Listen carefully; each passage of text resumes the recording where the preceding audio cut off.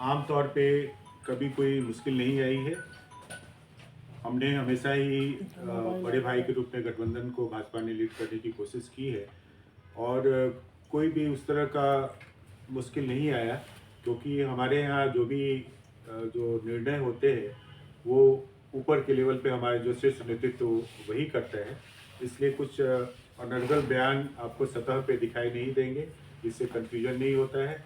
और हमारा जो शीर्ष नेतृत्व और दूसरी पार्टी के जो शीर्ष नेतृत्व है वो जो डिसीजन लेता है वो आपको समय आने पे पता चलता है। डॉक्टर साहब, एक सवाल होगा क्योंकि जिस तरह से बीजेपी में कई बदलाव हो रहे हैं, इधर आप देखें कि सीटों को लेकर जो है पूरा गहमा गहमी बनी हुई है, और कई ऐसी सीटें हैं जहां से ये बातें आ रही, चर्चा आ रही कि कई लोग के टिकट भी कट रहे हैं, और कुछ युवाओं को आगे लाने की बात है, कुछ बुद्धिजीवियों को आगे लाने की बात है। खासकर हम बक्सर सीट पर आते हैं। बक्सर सीट से फिलहाल अश्विनी चौबे वहाँ के सांसद हैं, लेकिन वहाँ से भी कई नाम चल रहे हैं, जिसमें आपका भी नाम है, उसके अलावा एक आईपीएस अफसर का नाम आ रहा है, तो कई चर्चाएं हैं।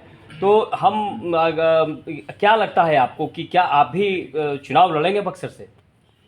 देखिए, आपका सवाल दो पार्ट में है। पहला तो है कि हमारे वहाँ पे माननीय सांसद जी हैं, जो मंत्री भी हैं, तो अभी ये कहना है कि उनका टिकट कट रहा है, ये एक आम सामान्य चर्चा हो सकती है। लेकिन हमारे यहाँ परंपरा है कि जो भी हमारे सांसद होते हैं या मंत्री होते हैं, उनके टिकट का डिस्कशन जो होता है वो शीर्ष नेतृत्व करता है, और उस पर अभी किसी को इस तरह का व्यक्तित्व देने का अधिकार नहीं है कि उनका टिकट कट रहा है। नहीं नहीं, मैंने टिकट कटने की बात नहीं, मैंने कहा कि युवाओं को बीजेपी हाँ, कोशिश कर ये रही है बात है लाने कि की। अभी जो ट्रेंड देखा गया है कि जो भी स्टेट में चुनाव हुए हैं वहाँ पे युवा मुख्यमंत्री दिए गए हैं, युवा मंत्री दिए गए हैं, और ऐसा नहीं कि पुराने को बिल्कुल से नकारा गया है। आप बिहार में ही देखिए, हमारे माननीय प्रेम कुमार जी मंत्री बने हैं।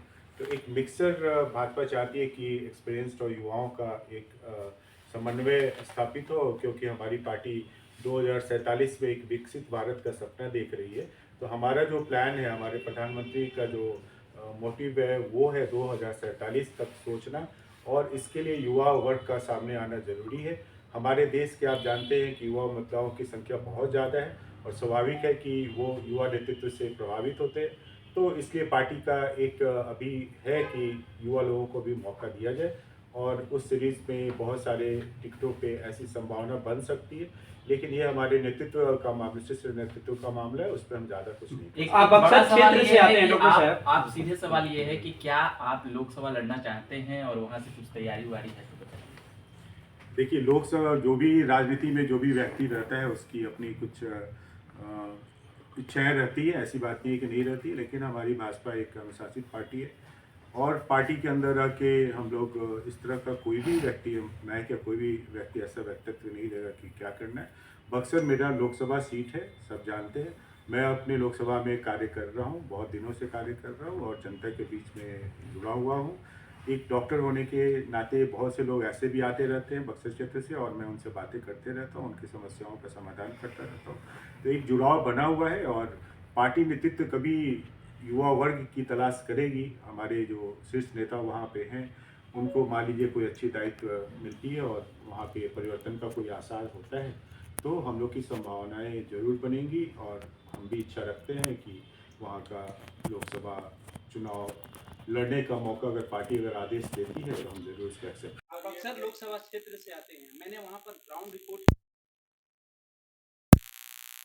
भले केंद्र में मोदी मोदी कह रही है, लेकिन वहां की जनता भी चाहती है बदलाव। आप भी क्षेत्र से आते हैं और आप क्षेत्र भ्रमण करते हैं, जनता वहां का नखुश है। कैसे 24 का ये जो लड़ाई है कैसे लड़ेंगे आप लोग? अगर फिर से चौबे जी आते हैं तो जनता बोलती है कि वोट लोटा में हम वोट दे देंगे, लेकिन बीजेपी को नहीं देंगे। रूठे जनता को कैसे मनाएंगे आप? कहीं कहीं पे ऐसी शिकायतें आ रही होंगी तो उसको पार्टी देख रही है, उसको दूर करने की कोशिश करेगी। और हमारे माननीय प्रधानमंत्री जी लोग जो अभूतपूर्व कार्य किए हैं वो पूरी देश की जनता जानती है। पूरी देश की जनता प्रधानमंत्री के चेहरे को देख के वोट देती है, और क्षेत्रीय मामले भी इम्पोर्टेंट होते हैं। बक्सर क्षेत्र में कुछ परियोजनाएं थी जो अभी कंप्लीट नहीं हुई, लेकिन अभी आप देखे होंगे 2 दिन पहले बहुत सारी जो योजनाएं थी वो धरातल पे आई हैं। ये सब देख के जनता क्या हृदय परिवर्तन हो सकता है, और जो थोड़ी बहुत असंतोष होगी वो दूर हो जाएगी, ऐसी पूरी संभावना है। और जनता जो है वो भाजपा को बहुत ही बड़े समर्थन के साथ वोट देगी, वहाँ से हमारे ही कैंडिडेट जीतेंगे जो भी लड़े, और हमारे माननीय प्रधानमंत्री जी तीसरी दफ़े भारी बहुमत से अब की बार 400 पार का जो हमारा नाता है उसको पूरा करते हुए वो प्रधानमंत्री एक सवाल है सर, 3 तारीख को तेजस्वी रैली कर रहे हैं, जनविश्वास यात्रा पर हैं, दूसरी तरफ प्रधानमंत्री नरेंद्र मोदी 2 तारीख को बेगूसराय और औरंगाबाद। क्या इसको माना जाए कि ये ताकत प्रदर्शन, या माना जाए शंखनाद, या माना जाए क्योंकि तेजस्वी ने चैलेंज किया है कि 3 की जो रैली होगी वो बेहद ऐतिहासिक होगी। इसको कैसे ले रहे हैं डॉक्टर मनोज? देखिए, राजनीति में सब लोग अपना प्रदर्शन करते हैं और सबकी प्रयास रहती है कि जनता से जुड़े, लेकिन आप मानते हैं कि जो भी सरकार में है वो जनता के आदेश से ही है, जनता के प्यार और दुलार से ही है। हमारे प्रधानमंत्री जी आज विश्व के जाने माने नेता हैं, उनकी तुलना मुझे लगता है कि तेजस्वी यादव जी से करना ठीक नहीं है।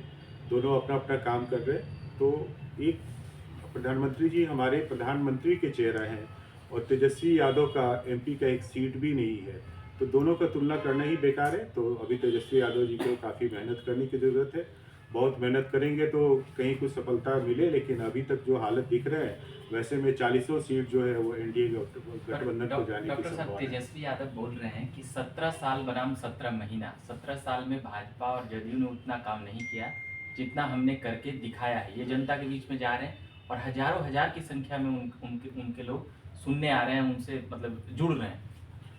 देखिए, ये सब जो मोबिलाइजेशन भी होता है, भीड़ जुटाना एक कला भी आप जानते हैं अच्छी तरह से, तो वो भीड़ हमेशा आकलन नहीं होता है कि वो भीड़ बिल्कुल ही वोट में कन्वर्ट करेगा। तो वोट करने जाने वाले और जो करते हैं, जैसे कि भाजपा के वोटर्स रोड पे आमतौर पे नहीं आते हैं। जैसे मान लीजिए कि मैं ही डॉक्टर्स का चिकित्सा प्रकोष्ठ का ये था, मैं रोड पर अगर कॉल करूँ डॉक्टर्स को तो कभी नहीं आते थे, 2-4 डॉक्टर ही आते थे। इसका मतलब ये नहीं कि चिकित्सकों का समर्थन जो भाजपा को नहीं था। तो उनकी जो हो सकती है कि ये जो मैनेजमेंट है भीड़ जुटाने की, वो टीम लगी होगी, भीड़ जुटा रही होगी। और 17 साल बनाम 17 महीने की जो मैं बात आपको बता रहा हूँ कि ये चीज़ 17 महीना में एक कॉन्सेप्ट आप ला सकते हैं, उसको इम्प्लीमेंट नहीं कर सकते। ये सरकार होती है, हमारे घर का मामला नहीं है कि जाओ आज 5 किलो आलू खरीद के लेते हो। तो उसके लिए फ़ंड एलोकेशन होता है, आपको प्लान करना पड़ता है, उस प्लान के लिए फ़ंड को एलोकेट करते हैं, तब जाके वो चीज़ें होती है। ऐसे आप अगर आपको पता है कि हमको यहाँ पे कुछ बोल के भाग जाना है तो अलग बात है, लेकिन अगर आपको ये दिखाना है कि भाई मैं टीचर का बहाली करने वाला हूँ, मैं ये हॉस्पिटल स्टाफ का बहाली करने वाला हूँ, तो इसके लिए मेरे पास में फ़ंड कहाँ से आएगा? तो ये सारी चीज़ें सोचने में समय लगता है। इसका मतलब है कि ये सारे प्लान पहले से एनडीए गवर्नमेंट में किए हुए थे और वो सब फाइनल प्रोसेस में थे, जिसको कि इन्होंने आते ही उसको करने का काम किया। जैसे बैटन रेस में देखते होंगे ना, आखिरी जो दौड़ने वाले होते हैं उन्हीं का नाम होता है, बाकी जो पीछे इतना मेहनत किया उनका नाम नहीं होता। तो 17 महीने में कर लिए ऐसी बात नहीं।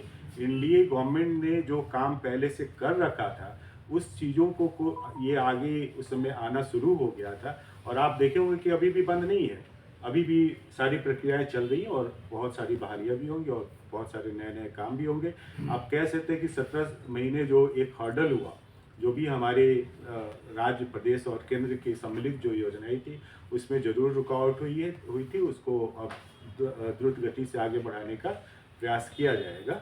इसलिए 17 महीने का जो ये स्लोगन लेके चल रहे हैं पूरी तरह से बकवास है। वो पूरे पुराने ही प्रोग्राम थे जिनको कुछ समय धरातल पे लाने का काम किया गया था, वो नीतीश जी के द्वारा किया गया। भाजपा ने 3 विधायक कल शामिल हुए, 3 उधर से। तो राजद के सांसद बोल रहे हैं मनोज झा कि पैसे की लेन देन करके भाजपा ये शुरू से करते रही है और सीबीआई ईडी का भी डर दिखाकर अपने नेताओं पर नहीं करती और इनके नेताओं पर। हॉर्स ट्रेडिंग का मामला बता रही है, पैसे करोड़ों रुपए में विधायक खरीद रहे हैं भाजपा के लोग, ये सीधे आरोप है भाजपा पर। देखिए, अभी तो जिस तरह का प्रधानमंत्री जी ने काम किया और जब से 370 हटाया उन्होंने, जब से आपका राम मंदिर बना, जब से आप देख रहे विकास की अनेकों परियोजनाएं चल रही हैं, तो विपक्षी खेमे में एकदम से घमासान मचा हुआ है। सब जान रहे हैं कि इस बार वॉश आउट होने वाला है। ऐसे में हर किसी का प्रयास है कि मैं देश के विकास में सहयोग करूं, मैं कोशिश करूं कि प्रधानमंत्री के हाथों को मजबूत करूं। इसलिए लोग ज्वाइन कर रहे हैं। भाजपा हॉर्स ट्रेडिंग में विश्वास नहीं रखती है और इस तरह की परंपरा का निर्वाह हमने कभी नहीं किया। हम 2 सीट पे भी थे तब भी ये बातें नहीं करते थे। आज हम मान लीजिए 400 ऊपर की बात कर रहे हैं तब भी इन सब बातों में हम विश्वास नहीं रखते। अगर उनके पास कोई सबूत है तो उसको सामने लाएं, मीडिया और आप लोग सब हैं उसको दिखाएं कि किस तरह से उन्हीं के विधायक हैं, तो किस तरह से हॉर्स ट्रेडिंग हुई है उसके बारे में उनको बताना चाहिए और उस पर उचित कार्रवाई की जाएगी। लेकिन हम लोग का मानना है कि हमारे प्रधानमंत्री जी और भाजपा और एनडीए की जो सोच है, जो कार्य हो रहा है, उससे प्रभावित होकर बहुत से लोग चाहते हैं कि हम भाजपा ज्वाइन करें और उन सभी का भाजपा में स्वागत है। अच्छा, ये सर जो तेजस्वी यादव की जन विश्वास यात्रा चल रही है, तो लोकसभा चुनाव में बीजेपी पे इसका कुछ असर पड़ता दिख रहा है क्या? बीजेपी पे कोई असर, वो अपना संगठन मजबूत करने का कोशिश कर रहे हैं। बीजेपी पे क्या असर पड़ेगा? कुछ वोटर्स तो जो हमारे होते हैं पॉलिसी के अंतर्गत बटे हुए रहते हैं, कुछ स्विंग वोटर्स होते हैं जिनको मोबिलाइज आप कर सकते हैं। लेकिन आज के दिन में प्रधानमंत्री जी का इतना प्रभाव है, मैं बार बार आपको बताऊंगा, उसमें भी जिस तरह से हम लोग 400-500 साल की सांस्कृतिक गुलामी से बाहर आए, हम लोग का श्री राम मंदिर जो बना, हमारी जो विकास की धाराएं बह रही हैं, हमने 370 हटाया, हमने सेना को मजबूत किया, हमने अंतरिक्ष में अपने आयाम नए स्थापित किए, हमने रोजगार की अनेकों योजनाएं शुरू की। ये सब देखिएगा आप, एक बड़ा सा, मतलब मैं सारी बात थोड़ी देर में बता भी नहीं पाऊंगा, इतने सारे काम हुए। हम लोग के मेडिकल फर्टिलिटी में पहले एमसीआई थे जिसको छूने में भी लोग बहुत ही सहम जाते थे, उसको बदल के उन्होंने एनएमसी किया। एम्स 5 ही थे, वो 23 तक पहुंच गए, और भी अनेकों मेडिकल कॉलेज खुल गए, सस्ती दवाइयाँ उपलब्ध हो गई, आपके स्टेंट वगैरह के दाम में उसको रोका गया, उस पर कंट्रोल किया गया। इसके अलावा कैंसर वगैरह की दवाइयों में भी कैप्टिव लगाया गया, उसको प्राइस कंट्रोल किया गया। तो आप हर जगह देखिएगा इतने मेडिकल कॉलेज खुल गए हैं। प्रधानमंत्री का भी सपना है कि हर जिला में एक मेडिकल कॉलेज हो। आपने आयुष्मान भारत देखा, मैं जब पढ़ रहा था, जब हम लोग मेडिकल स्टूडेंट थे, तब WHO का एक सपना हुआ करता था कि फलाने साल में मैं पूरा विश्व जो हेल्थ फॉर ऑल हो जाएगा, और वो टारगेट बदलते जाता था। 2005 से 2015 हुआ, 2015 से 20 हुआ, ऐसे बदलते जाता था। किसी को समझ में नहीं आता था कि ये हेल्थ फॉर ऑल कैसे होगा। प्रधानमंत्री जी ने जो योजना लाई आयुष्मान कार्ड की, वो पूरी तरह से इम्प्लीमेंट कर गया कि हेल्थ फॉर ऑल हो गया। जो अमीर होते हैं वो अपनी इलाज कराने में सक्षम है, जो मिडिल क्लास है समाओ वो कर ही लेते हैं इंश्योरेंस वगैरह करा के। लेकिन हमारे गरीब जो है वो स्वास्थ्य से, अच्छे स्वास्थ्य सुविधा से महरूम थे, उनको प्रधानमंत्री जी ने मेन स्ट्रीम में लाने का कोशिश किया, क्योंकि उन्होंने ये देखा, उन्होंने रिसर्च कराया कि बीमारी के चलते ही हमारा जो देश है वहाँ से गरीबी दूर नहीं हो पा रही है। एक फैमिली मान लीजिए कमाता है 1.5 लाख रुपया साल में और 2 लाख रुपया खर्चा कर देता है बीमारी में, तो ऐसे में वो कभी भी गरीबी रेखा से ऊपर नहीं आ सकता। इन सारी चीज़ों को तकनीकी रूप से समझने के बाद उन्होंने जो कार्य किए, तो आपने देखा कि किस तरह से 25 करोड़ लोग गरीबी रेखा से ऊपर आए। तो हमारे प्रधानमंत्री जी का एक विज़न होता है, एक उनकी लंबी सोच होती है, और उनका प्लानिंग भी उसी तरह से होता है। आज वो बात कर रहे हैं 2047 की, एक विकसित भारत की परिकल्पना पे बात कर रहे हैं, न कि वो छोटी बातें करते हैं। वो हमेशा ही कहते हैं कि बड़े सपने देखो और उसको करने के लिए मेहनत भी करो। वो खुद भी इतना मेहनत करते हैं, दूसरे को भी प्रेरित करते हैं, और हमें पूरा विश्वास है कि जिस तरह से हमारा देश उनके हाथों में मजबूती से आगे बढ़ रहा है, 2047 तक हम लोग विकसित राष्ट्र हो जाएंगे। 2000 अभी कमिंग फाइनेंशियल जो अभी नई सरकार आएगी, उसमें ही हम लोग विश्व की तीसरी आर्थिक व्यवस्था भी होने जा रहे हैं, और सामरिक रूप से भी हम लोग बहुत ही मजबूत होने जा रहे हैं। आज अब विश्व में जो भी भारतीय विश्व के किसी भी हिस्से में रहते हैं, उनसे आप बात कीजिएगा, तो आज का जो एरा है हमारे माननीय नरेंद्र मोदी जी के समय का सबसे ज़्यादा सम्मानजनक एरा है, और हर भारतीय को एक सम्मान मिलता है। आज आप देखिए कि कहीं भी कोई भी फंसा रहता है, आप यूक्रेन में देखिए, हमारे बच्चे इतने फंसे हुए थे वहाँ पे, सारे गार्जियन या परेशान थे, किसी कंट्री का कुछ वहाँ नहीं चल रहा था। और आप देखिए कि